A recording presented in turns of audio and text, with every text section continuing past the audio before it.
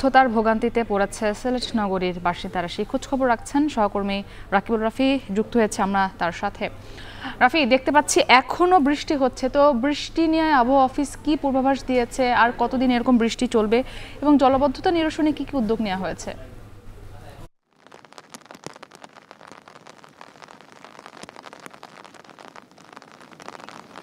মুক্তি, আমি এই মুহূর্তে দাঁড়িয়ে আছি সিলেট থেকে কোম্পানিগঞ্জ সড়কের একদম ঠিক তেলিখালের পাশে, এবং এখানে আপনি দেখতে পাচ্ছেন যে এই পাশে ঠিক ডান পাশে হাওড় এবং বাম পাশে যে জনগণ বা নগরবাসী যারা আছেন এই তেলিখাল কোম্পানিগঞ্জ এই আশেপাশের যারা আছেন তারা একরকম পানির নিচে তলিয়ে গিয়েছেন, এবং বাসা বাড়ি যেগুলো রয়েছে বাজার থেকে শুরু করে গ্রামীণ সড়ক সব কিছুই কিন্তু একরকম পানির তলে তলিয়ে গিয়েছে। এবং আপনারা দেখেছেন যে শহরতলিতে যেরকম জলাবদ্ধতা এবং পানির যে পরিমাণ সৃষ্টি হয়েছে, একই সাথে সাথে কিন্তু উজানের ঢল নেমে কিন্তু একরকম গোয়াইনঘাট এবং কোম্পানিগঞ্জ উপজেলার বেশ কয়েকটি ইউনিয়ন থেকে শুরু করে নিম্নাঞ্চল কিন্তু প্লাবিত হয়েছে। এবং শেষ তথ্য মতে যে বৃষ্টিপাতের যে পরিমাণ যেটা আছে সেটা 143 মিলিমিটার হয়েছে সিলেটে, এবং একই সাথে সাথে চেরাপুঞ্জিতে যে বৃষ্টির পরিমাণ সেটা প্রায় 400 মিলিমিটারের কাছাকাছি, এবং গত 2 দিনে কিন্তু 600-র উপরে যে বৃষ্টিপাতের পরিমাণ সেটা চেরাপুঞ্জিতে হয়েছে। এবং একই সাথে সাথে আমি যদি জানাই যে কোম্পানিগঞ্জের যে উপজেলা নির্বাহী অফিসার তিনি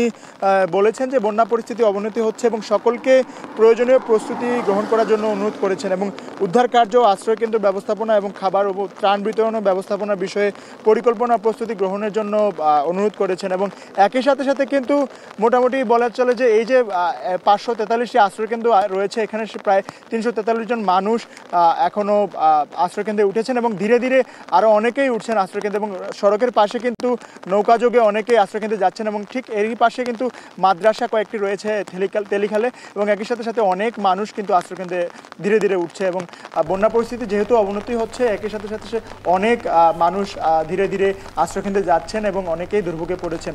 তো পরবর্তীতে আরও আপডেট আপনাকে জানিয়ে দিব। তো এই ছিল আমার কাছে কোম্পানিগঞ্জ তেলিখাল সড়ক থেকে সর্বশেষ বন্যার পরিস্থিতি খবরাখবর। মুক্তি। রাফি, ধন্যবাদ আপনাকে যুক্ত হওয়ার জন্য। সিলেট থেকে যুক্ত ছিলেন আমাদের সঙ্গে সহকর্মী রাকিবুল রাফি। সেই সাথে সময় হলো আরও একটি ছোট্ট বিরতির সাথে।